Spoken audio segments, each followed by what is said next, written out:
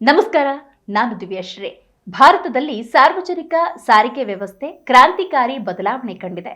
2025ರಲ್ಲಿ ಹಲವು ರಾಜ್ಯಗಳು ದಕ್ಷ, ಸುಸ್ಥಿರ ಮತ್ತು ಪ್ರಯಾಣಿಕ ಸ್ನೇಹಿ ಸಾರಿಗೆ ಜಾಲಗಳನ್ನು ಅಭಿವೃದ್ಧಿಪಡಿಸಿದೆ. ಮೆಟ್ರೋ ವಿಸ್ತರಣೆ, ಸುಧಾರಿತ ಬಸ್ ಸೇವೆಗಳು, ಬಹುಮಾದರಿ ಸಾರಿಗೆಗಳ ಏಕೀಕರಣದಿಂದಾಗಿ ನಗರ ಸಾರಿಗೆಯಲ್ಲಿ ಮಹತ್ತರ ಬದಲಾವಣೆಯಾಗಿದೆ. ಅದರಂತೆ 2025ರಲ್ಲಿ ಸಾರ್ವಜನಿಕ ಸಾರಿಗೆಯಲ್ಲಿ ಉತ್ತಮ ಸಾಧನೆ ಮಾಡಿದ 10 ರಾಜ್ಯಗಳ ಮಾಹಿತಿ ಇಲ್ಲಿದೆ. ಮೊದಲನೇದಾಗಿ ದೆಹಲಿಯು ಸಾರ್ವಜನಿಕ ಸಾರಿಗೆಯಲ್ಲಿ ಮುಂಚೂಣಿಯಲ್ಲಿದೆ. 2025ರ ಆಗಸ್ಟ್ 8ರಂದು ದೆಹಲಿ ಮೆಟ್ರೋ ಒಂದೇ ದಿನದಲ್ಲಿ 8.18 ಮಿಲಿಯನ್ ಪ್ರಯಾಣಿಕರನ್ನ ಹೊತ್ತು ದಾಖಲೆ ಸೃಷ್ಟಿ ಮಾಡಿದೆ. 395 ಕಿಲೋಮೀಟರ್ ಉದ್ದದ 289 ನಿಲ್ದಾಣಗಳನ್ನು ಹೊಂದಿರುವ ದೆಹಲಿ ಮೀರತ್ ಪ್ರಾದೇಶಿಕ ಕ್ಷಿಪ್ರ ಸಾರಿಗೆ ವ್ಯವಸ್ಥೆ ನಿರೀಕ್ಷೆಯನ್ನ ಹೆಚ್ಚಿಸಿದೆ. ದೆಹಲಿ ಸಾರಿಗೆ ಸಂಸ್ಥೆ ಕೈಗೆಟುಕುವ ದರದಲ್ಲಿ ಎಲೆಕ್ಟ್ರಿಕ್ ಬಸ್ ಸೇವೆಗಳನ್ನು ಕೂಡ ನೀಡುತ್ತಾ ಇದೆ. ಎರಡನೇದಾಗಿ ಕರ್ನಾಟಕ. 2025ರ ಆಗಸ್ಟ್ 10ರಂದು ಪ್ರಧಾನಿ ನರೇಂದ್ರ ಮೋದಿ ಬೆಂಗಳೂರಿನಲ್ಲಿ 96.1 ಕಿಲೋಮೀಟರ್ ಉದ್ದದ ನಮ್ಮ ಮೆಟ್ರೋ ನೆಟ್ವರ್ಕ್ಗೆ ಹಳದಿ ಮಾರ್ಗವನ್ನು ಉದ್ಘಾಟಿಸಿದರು. ಆರ್ವಿ ರಸ್ತೆ ಮತ್ತು ಬೊಮ್ಮಸಂದ್ರ ನಡುವಿನ ಈ 19.15 ಕಿಲೋಮೀಟರ್ ಹಳದಿ ಮಾರ್ಗ 7,160 ಕೋಟಿ ರೂಪಾಯಿ ವೆಚ್ಚದಲ್ಲಿ ನಿರ್ಮಾಣಗೊಂಡಿದ್ದು ಪ್ರತಿದಿನ 8 ಲಕ್ಷಕ್ಕೂ ಹೆಚ್ಚು ಪ್ರಯಾಣಿಕರಿಗೆ ಅನುಕೂಲವಾಗಲಿದೆ. ಬೆಂಗಳೂರು ಮಹಾನಗರ ಸಾರಿಗೆ ಸಂಸ್ಥೆ 6,500ಕ್ಕೂ ಹೆಚ್ಚು ಬಸ್ಗಳನ್ನು ಹೊಂದಿದ್ದು ಜುಲೈ 2025ರ ವೇಳೆಗೆ 1,436 ಎಲೆಕ್ಟ್ರಿಕ್ ಬಸ್ಗಳನ್ನು ಒಳಗೊಂಡಿದೆ. ಕರ್ನಾಟಕ ರಾಜ್ಯ ರಸ್ತೆ ಸಾರಿಗೆ ಸಂಸ್ಥೆ ಕೂಡ 2025ರಲ್ಲಿ ಹಲವು ಪ್ರತಿಷ್ಠಿತ ಪ್ರಶಸ್ತಿಗಳನ್ನು ಪಡೆದುಕೊಂಡಿದೆ.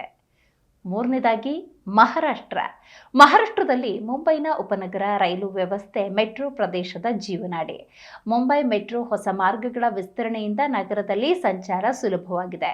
ಮಹಾರಾಷ್ಟ್ರ ರಾಜ್ಯ ರಸ್ತೆ ಸಾರಿಗೆ ಸಂಸ್ಥೆ ದಿನಕ್ಕೆ 272 ಮಾರ್ಗಗಳಲ್ಲಿ 222 ಸ್ಥಳಗಳಿಗೆ ಸೇವೆಯನ್ನು ನೀಡುತ್ತೆ.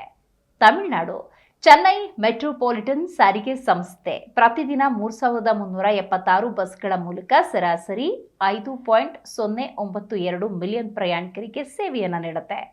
ಚೆನ್ನೈ ಮೆಟ್ರೋ ರೈಲು ಎಂಟಿಸಿ ಒದಗಿಸುವ ವಿಸ್ತಾರವಾದ ಫೀಡರ್ ಮಾರ್ಗಗಳೊಂದಿಗೆ ಉತ್ತಮ ಸಂಪರ್ಕವನ್ನು ಕಲ್ಪಿಸುತ್ತೆ.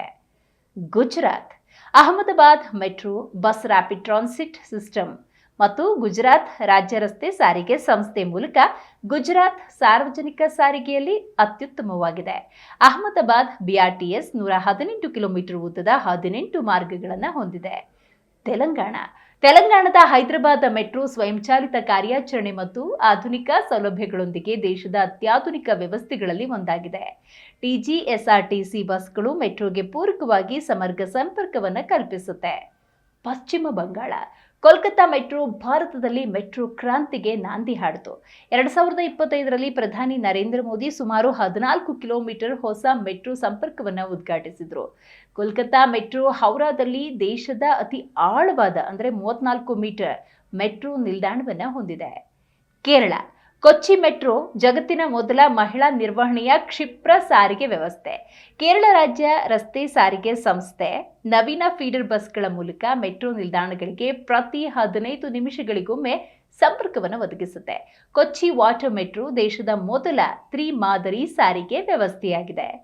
ಉತ್ತರ ಪ್ರದೇಶ ರಾಜ್ಯ ರಸ್ತೆ ಸಾರಿಗೆ ಸಂಸ್ಥೆ ಉತ್ತರ ಭಾರತದಲ್ಲಿ ಅತಿದೊಡ್ಡ ಬಸ್ ಪಡೆಯನ್ನು ಹೊಂದಿದೆ.